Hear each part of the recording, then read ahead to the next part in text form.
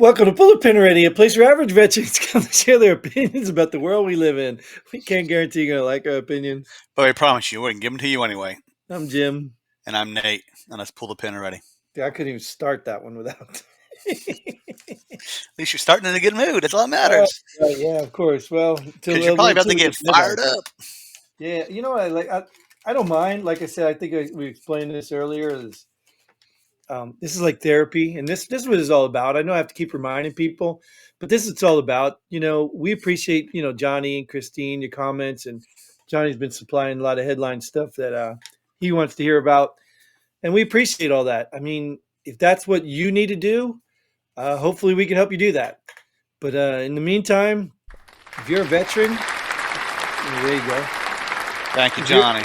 If you're a veteran, get on the show. And like I said, Christine's been commenting, and we just don't always find the time to be that active in the thing because, we have lives and jobs and things to do. But it's an outlet for us, and it could be an outlet for you. And I even told Nate, I think at the end of the day, if you don't want to put your face on screen and all that, that's cool too. We get that. But if you're open to it, come on. No face on screen. What the heck is wrong? But if you're open to it, this is for you, man. This is for you. So come join us here. Go to the website if it's still up and working. I don't know. I haven't checked in a while. It's probably where all our donations are too, right? Wait a minute. I'm going to check right now then. Yeah. All right. Good luck. But anyways, this is another War Room episode. We're going to bring up some headlines. We're going to talk about them from our perspective. Probably haven't read the articles, and maybe you haven't either. So we're going to tell you what to feel about them, think about them, and why is our perspective important, Nate? Because it's average veterans, we're better around the world and we know everything. Yeah, so we're going to give it to you straight, our straight opinion, the way it should be, and you can call it a fact if you'd like, because it's a good source. So, we fact check ourselves often. So, Biden expected to announce deal with Communist Dictator Xi to help slow rate of fentanyl entering U.S. Sounds like a good deal to me. Yeah, it's a net positive, I'm sure. What could be wrong with the deal to slow the rate of fentanyl? Not stop it, but just slow it. We're still going to send some in, but not as much. That's exactly what I was hoping. I'm glad you said that. That was the first thing that hit me. I was like, we're going to start a deal to slow it. Like, what? We don't want to take it. We don't want to take it all the way at once because that would cause reactions to people. So we're going to slowly. That will crush China's economy, right? Oh my God! Like that. Just think about what that says. I mean, like, I hope to God that's not the real objective of this.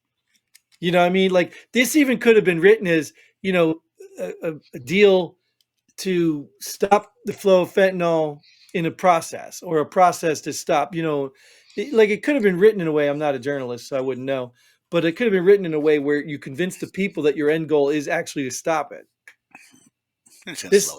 This just sounds like it's entering the U.S. Like, I mean, I don't know, dude. It's okay to send some, just not all. Just slow it down. Right. Anyways, and I don't know. Why would and you know what, that makes sense though, because China owns Biden. So obviously, why would Biden say, "Oh no, you got to stop," and then China be like, "Oh no, we're not." Oh, okay, we'll slow it then. What's it going to do? Just take a longer route to get to the States? I don't know. No, they're gonna hire more security guys to watch the fentanyl come in at the border. Yeah, because that's all they're gonna do is watch it, just like they do with the people. That's it. We're only going to allow you send so much fentanyl legally here. The rest of it needs to slow down. Right, and look, let's be real. I guess fentanyl is legal in the medical profession. Well, let's be real. We get most of our drugs or our, pharmaceuticals from China. We get most of our technology now from China. Why don't we just start producing fentanyl here and just cutting them off altogether? Let's just have our own fentanyl. That might make the people in Mexico mad. Sure, make a lot of people mad, but this is the problem. We can't produce our own drugs and cut everybody else out. Right, so this is the problem. So not only do we send all these countries our freaking taxpayer dollars to help them, we send them all, and then we go and buy all their products. I know there's some stuff on the backside of that where we tax them this, that, the next thing. But the point is, Why can't we be like a Sweden or Denmark that these people keep trying to trot out like the example? Oh, we need to have universal health care like Canada, all that. Well, I mean, I know the Canada, I know those people trade, but they're more inclined to be self-sufficient. That's their objective. You know, It's universal health care because your taxes are so high paying for it. right. Yeah, I talked to I even talked to one of the hockey players here that was, oh yeah, Canada, you could And he's like, yeah, the problem is you just gotta wait so long. And I'm just like, yeah, dude, that's the point. When you need health care, you don't want to wait. Yeah, we already had that problem in the States, so Well, yeah, veterans to begin with, for sure, dude. yeah. I have to every time I go to the clinic, now I'm sneaking in there asking about everything. Hey, can I just see a nurse? Can you just look at this? Like, and they kind of find what a time for me. But otherwise, I'd have to go once every 3 months and bring a list of stuff, and then they can't get to all the stuff. So, anyway, That's why I don't even go through the VA. I mean, yeah, why? I mean, I have health insurance because of my job, so I'll just go see my own doctor, which takes a while to get into anyway, too. But right, yeah. Well, I mean, it's the same too. Even it's like this whole stuff. I know it's more complex than every common person knows about, like how this stuff works, trade and all that stuff. I'm not even really sure how ideally it works. I do know that every time there's money involved, there's corruption involved. But I mean, it's the same thing. I think in the last episode we were talking about Nikki Haley and stuff like that, and I wanted to mention this point because right now there's some beef with some conservative people. Ben Shapiro. Do oh you know yeah, Ben? yeah. I think he's an intelligent man, and I do think he has a lot of points. But that whole Jewish thing, I think that's his whole thing. Like he's now having beef with like Candace Owens, I think, and it's all about. It's the same crap, Black Lives Matter stuff. He's like, just because I don't support something doesn't mean I oppose it. Like I can oppose Hamas and not support Israel. Like, why is that a hard concept? And why is and there was a good point up. I know this is probably off topic if you want to pull that headline, but why is it that when white men in the United States are being objected, oppressed, and accused of all kinds of crap, right? We're the death. We're both white men. We're the cause of racism. We're the cause of everything in this country. Why is it that no colleges or no donors stop sending money to colleges who said that? Because they When believe Black it. Lives Matter, why is that? But the moment they say something about a Jewish thing or Israel, now all of a sudden we're not hiring you because you're disloyal to Israel or you're belittling. Why is that? Are Israel people white?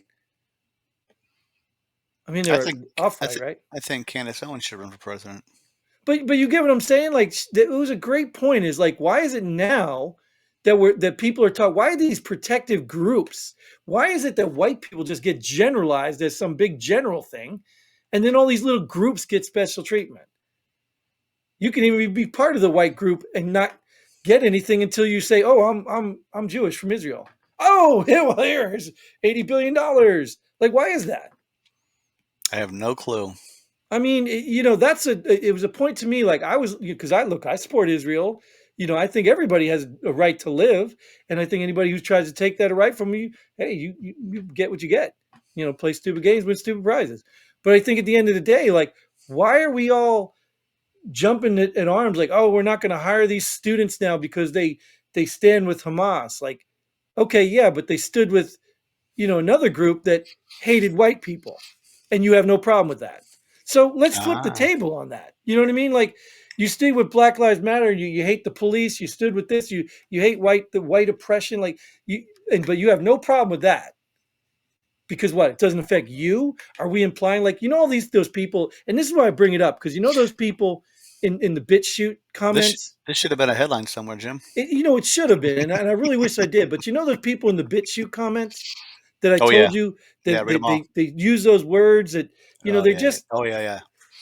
This is what I'm talking about. We They, can find common ground, but they're extreme and they're talking about everybody. are they still there No, they in the stopped. comments? I guess I didn't Yeah. entertain them enough. But you know what I'm saying? So I understand their premise, but you just can't generalize everybody. So could I literally say all these donors that are stopping, do they really just stop because these people support Hamas, or are they stopping because it's against Israel? So then do I assume that all these donors are Jewish? You know what I mean? Like, I can't make that jump. I These bet people in you, the comments do. but I bet you all of them support the slow rate of fentanyl to the United States. I bet you. And that's probably why we're going ahead and doing this with this communist dictator. All right, I got the hint. Thanks. That's why you're here, Nate. That is why you're here.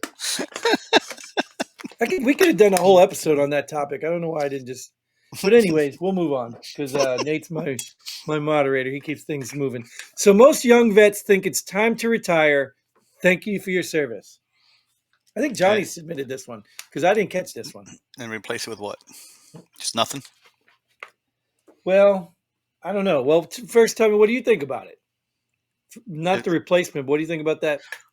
You know, it's dumb for them to think that, because when I go to the grocery store and I pay for something and they take my change, give me change, I say thank you.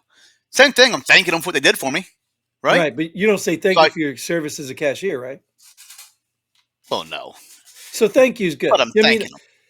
Yeah, thank you's fine. I mean, I have to be on the fence on this. I have to tell you, because the reason thank you for your service bothers me is because it's not genuine. why is it not genuine? But because when you hear it, people are just, oh, thank you for your service. And that's it. They move on. It's like, thank you for being a cashier. Like, people don't really thank their cashier. Well, most people, I'm not going to say, I can't obviously general or say everybody, but most people probably don't really care that their cashier gave them service. You know what I mean? Because that's what they're being paid to do, Someone but they holds the say door thank open. you. If someone holds the door open, I say thank you. Right, That's because they're thanking them going out of their way. Thanking them to for what do they something. did. Same Now, thing. if it's the bellhop, you most people won't say thank you because they know that that's their job. People might say thank you because they're polite people. Oh, yeah. But yeah, I'm I guess thanking them for what they're doing. yeah, I guess what I'm saying is when I say genuine, I mean it could be just like a good morning. How are you? You know what I'm talking about. I know you've experienced this. Somebody, well, hey, good morning, how you doing? And then you just keep walking. Well, you really didn't want to know how I was doing. You just said it to be polite. Yeah. To act like you cared about how I was doing. Because if you stop for But a second and I what if told you they how I what was if they, doing, what if they said I'm doing horrible? Then are they that, gonna keep walking? You think? that's my point, though. Are they? If you say yeah, I'm good, thanks. Okay, well Yes, then good. I keep on going. yes, but they don't. Most people don't even wait for the reply. That's what I'm trying to get at. It's not about whether people are good people or not. It's about using a statement like that as a greeting instead of a concern. That's not genuine. So I think the thank you for your service, if it's genuine, is perfectly acceptable. But I will tell you also too, how do you respond to that? You're welcome. You're welcome. Simple, Yeah. right? You don't feel obligated to say, hey, I did it for you. Hey, for this country, for Trump and his supporters or anything like that. Like, you don't feel obligated to show them you appreciate them thanking you for your service. No, I did it for myself. That's genuine, right? Yeah, I mean that's what I So joined the military for, is for myself essentially. right. So they're thanking you for being selfish. Yeah, sure. Hey, yeah, appreciate it. Yeah, you got any money? We got a I mean, podcast. Need some I money. I did it for myself, but in the end, It served it them. served the Yeah, country. But right. Well, that's what I was saying. So I'm a more authentic person. I guess that's why that bothers me, yeah, because I see, don't think because that's just I a definitely joined statement. for myself, because I joined at 18 and I couldn't be a cop in the States until I'm 21. So I joined as a stepping stone to become a police Yeah, officer for myself, which and I never did. So, and I would and I would argue 90% of soldiers, airmen, or military people did join for their own personal reasons. oh, yeah. You probably got a handful of people who just felt I need to serve this country, but even then, I think it's personal. You know what I mean? And, I was joined pre 9/11, so I Right. wasn't joining the fight the war. Right. Well, I went into Gulf War, but I still went in for personal reasons. But no, I get it. But that's what I'm saying. That's what I'm trying Damn, to. you're old. I know. I'm trying to relate this to that. That's my point. Is when people say thank you for your service, it's almost like they feel obligated to say something, and that's what they say. I just don't know how genuine it is. What are they supposed to say? Nothing. Oh, you serve? Oh, wow, that's pretty awesome. Just something. You know what I mean? I really appreciate what you did because I didn't get a chance to serve. I Or appreciate pretty much you, saying thank you. well, that's what you say it is, but that's what my point is everyone saying this makes it dull. It just makes it dull. That's my point. I guess it makes it feel Well, just robotic. so is saying God bless you. Do you really want God to bless you or no? Exactly. So now Come you're on. on it. That's my point. That's my point. When people say God bless you, Let's get rid of all sayings then. Let's get them all out the well, window. None of them are genuine. I'm just saying the more you use something, the less, it becomes genuine. And we know this. We do it right here in our show. I'm gonna stop saying thank you and start saying screw you for your service. All right, moving on. That has a whole different meaning. But anyways, Newsom defends huge cleanup of San Francisco ahead of visit from China's Jinping. Xi Jinping. Well, I defend a huge San Francisco cleanup too. Yeah, me too. The only question is why and how is it able to happen now? Right? And he had, Conveniently, it's going to happen because of this visit. and I saw him. I saw him in an interview with a reporter or something, and he said that exactly that. He said, "Yeah, it looks bad because the dignitaries come, but yeah, that's pretty much part of it." So he literally acknowledged that he cleaned it up because China's people were coming. Okay, so brigade commanders come down the motor pool. Go clean it. Same difference. Same freaking difference. Go make sure the trucks are online. Go pull grass. Same difference. Dog and pony show. We're used to it. Right. So you're admitting it's a political thing. But the point would be is the people in the military who have to go to that motor pool under horrible conditions, even unsafe, unsanitary conditions. If they were to complain, you say, this motor pool's a mess, and you were to say, well, we can't clean it, we don't have time, or we got this. If you were to make excuses, and then all of a sudden a dignitary shows up and you're doing it, your excuses are invalid now. That's the point of this. Every excuse San Francisco had to clean up is now invalid because they made it happen because Xi Jinping was coming. Gotcha. That's the problem with this. Gotcha. And that proves that they're not being authentic with their excuses. That's the problem. And for him to admit that, we clean the motor pool all the time. We just clean the extra when when the dog and pony show is coming to town. But let's be real. How about, have you ever been in a unit where that motor pool is clean all the time? Yeah, they're always clean. Right. So then when a dignitary showed up, you just had to go make sure there was nothing you missed. You didn't have to go re-clean it or do things. Sure. So you see what I'm saying? You always did a little more when. My point is, if you're authentic and you're a man of character and why do I think the word integrity, you wouldn't have to worry about dignitaries coming. True. So that's what this proves to me is Newsom is not a man of integrity, which is no surprise because they're politicians. But it proves to everybody else out there, even in San Francisco, you could clean the problem up. You just chose not to. Unless a dignitary came, and now you did. So they need to have dignitaries come every day. We need to have one go to the border.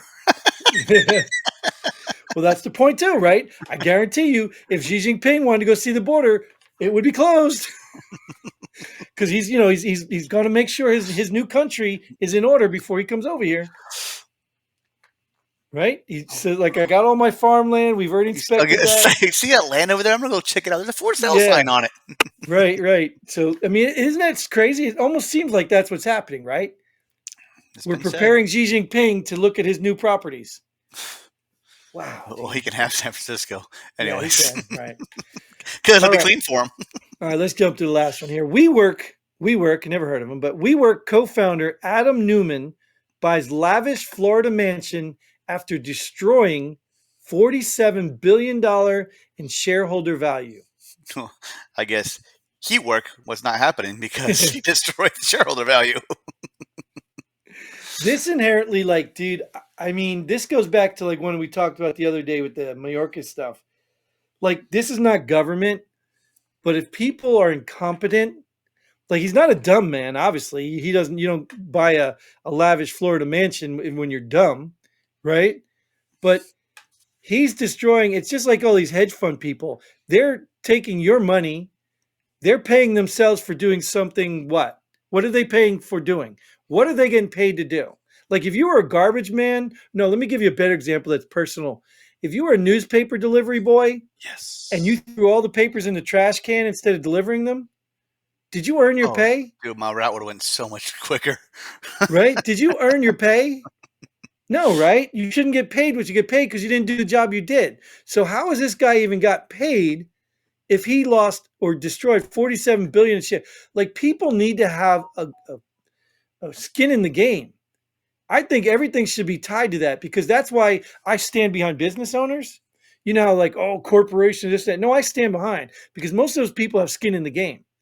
Most of those people use their money to start a business, and when it fails, they lost everything. So when someone, and this guy may have been in that scenario at one point, but apparently when all of your people lose stuff, it's like sending it's like going to combat, dude, and you're the squad leader, and you know this mission's going to get everybody killed, and you just send your troops in and you sit back. Like, what? Like, who does that? You know what I mean? Then you go get a promotion. Not a squad leader, but higher ups do that. Oh, they do it all the time. Yeah, but they're needed back. You know what I mean? But you get what I'm saying, though. That's what this is like to me. Is like, how do you have the money after you destroyed everyone else's business? Where everyone, I mean, it's just. I saved just enough for this lavish home in Florida. You know what I mean? In Florida, right? Of all places, he picks Florida, right? And you know what? And this is one of the things where, like, you got people taking to the streets for mob justice over Black Lives Matter and supporting terrorists, whatever. But this is one of those things where if it was like my money, that my life savings that was wiped out, dude, you guarantee I'm going to Florida and I'm getting something of equal value to take back with me. I don't care what it is. You guarantee you screw my life, you tank my family, you make me poor, you put me, like I said, you threaten my family in any way, I'm coming for my piece of the pie. And that's what I think these politicians and all these people, you better hire really good security, because not from me, because I'm not a threat, but from the mobs of people who now want their money back. You better get some good security, because I don't know how you win that game. That's kind of how it was back in the past, right? Except there was a lot of corruption in that too, right?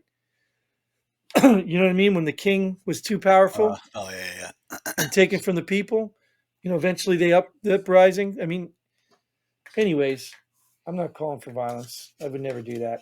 I'm just telling you, don't put me in that position where I have to consider it, because I hate violence. And I hate going long, because we're going long here. All right, so I'm going to go ahead and end this episode because Nate's failing at cutting me off. But thank you, Nate, for showing up, though. I always appreciate you. I appreciate your service. Thank you for your service, Nate. Thank you for your service to this episode. You're welcome. I'm glad it was heartfelt. Thank you for your service for this show. Thank you for your service for all you do. Thank you. And thank you all for watching, tuning in, like, share, subscribe, for all your donations that keep us doing this for free. Thank you for all that stuff. And until then, Godspeed. And pull the pin ready. Boom.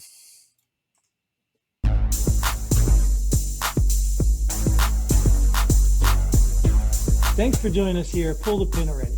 We hope you had as much fun as we did. If you like what we do, go ahead and hit that like button and share this video with a friend.